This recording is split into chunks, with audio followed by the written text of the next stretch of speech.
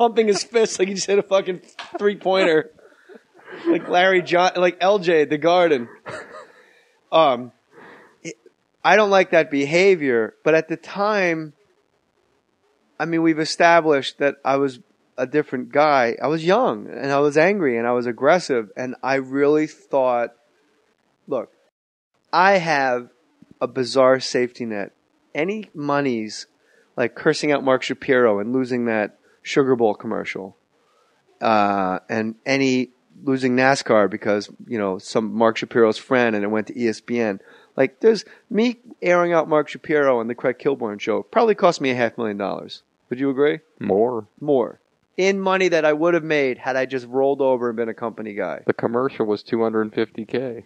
And it was a one-off. It airs one-off, once. one time. And Mark Shapiro went, oh, that guy? No fucking way. Not as long as I'm under the Disney umbrella will you give that guy a check. He called me a cocksucker on television. And he's right. But the thing with me is I have a weird safety net. I don't regret any monies that it would have made. So when I talk about Blue Streak to you and turning it down, I don't like the behavior and the arrogance with that behavior. And I can give myself a pass being just that's how people behave. I'm sure Leo DiCaprio can't believe the way he acted at some point in his life, whatever. But with me and the monies, I don't really give a shit about because I was married once before, since annulled, but she got all of it. So it's not like, man, I would have had $500,000 for making that move. No, that would have, I would not have a penny more right now today as I sit here across from you. Had I done any project prior to meeting Nick? I disagree. Really? Yes, and I'll tell you why. Because it would have gone on in perpetuity. It would have work begets work. Yes. But you can't miss what you don't have. What I did have was an opportunity to star Martin Lawrence and Jay Mohr in Blue Streak. And that's something I've never had, and it's something I always thought, why don't I have that?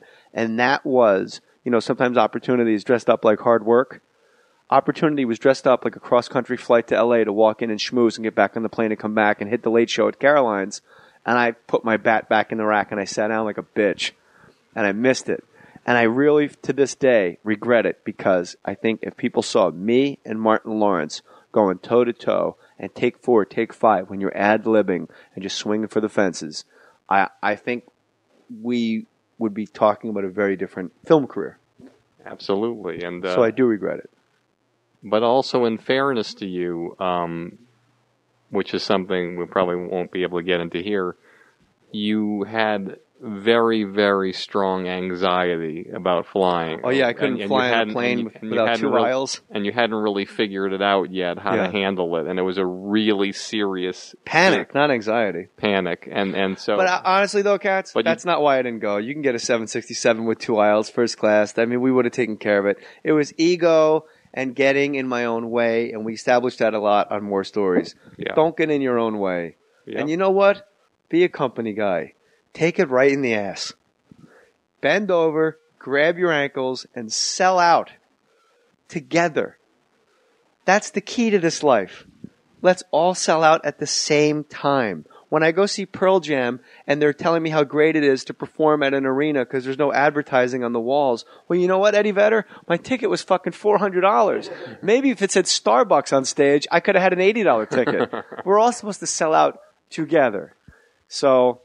And I think as a you're right. You're right. And as comics and as artists, you that's the way to go, and that's the way to do it because it's not necessarily you can call it a sellout. I don't call it that way. I don't say it in a negative connotation. You become what you hate regardless. But if you would you agree? Yeah, but if you become what you hate to the highest earning potential possible. You are listen. Anybody listening to this right now, listen to me. You are going to become what you hate. Especially if you're under 30, you are going to become what you hate at a certain point in your life. Make sure when you get there, your pockets are full. You got a handful of people you can hug, look in the eye, and say, I love you. And you're straight. And make sure, you know what? Make sure you got some kids. Get those babies, because that's why we're here. Cats, I love you. I love you, brother. Thanks for having me on so much. 100% approval rate.